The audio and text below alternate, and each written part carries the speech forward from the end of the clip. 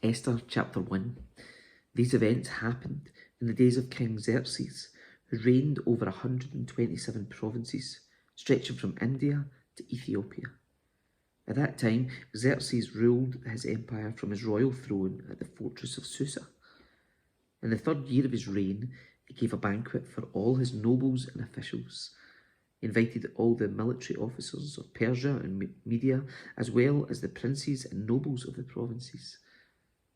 The celebration lasted 180 days, a tremendous display of the opulent wealth of his empire and the pomp and splendour of his majesty. When it was all over, the king gave a banquet for all the people, from the greatest to the least, who were in the fortress of Susa. It lasted for 7 days and was held in the courtyard of the palace garden. The courtyard was beautifully decorated with white cotton curtains and blue hangings, which were fastened with white linen cords and purple ribbons to silver rings embedded in marble pillars. Gold and silver couches stood on a mosaic pavement of porphyry, marble, mother of pearl, and other costly stones. Drinks were served in gold goblets of many designs, and there was an abundance of royal wine reflecting the king's generosity. By edict of the king, no limits were placed on the drinking, for the king had instructed all his palace officials to serve each man as much as he wanted.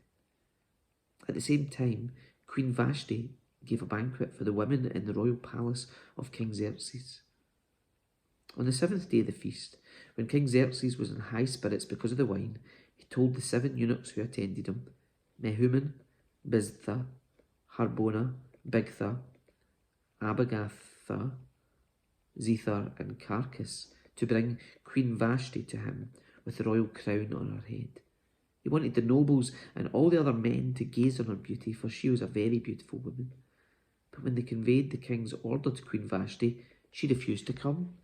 This made the king furious, and he burned with anger.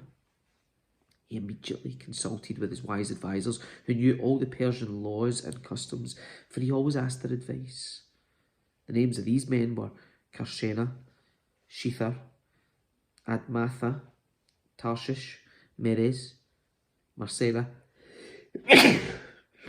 and Mukim.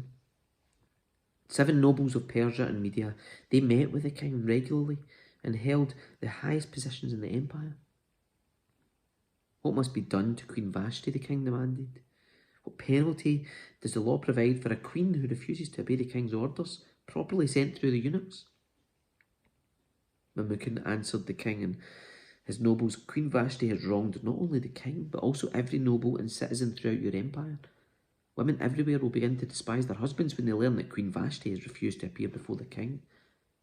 Before the day is out, the wives of all the king's nobles throughout Persia and Media will hear what the queen did and will start treating their husbands the same way. There will be no end to their contempt and anger. So if it pleases the king, we suggest that you write a written decree, a law of the Persians and Medes that cannot be revoked.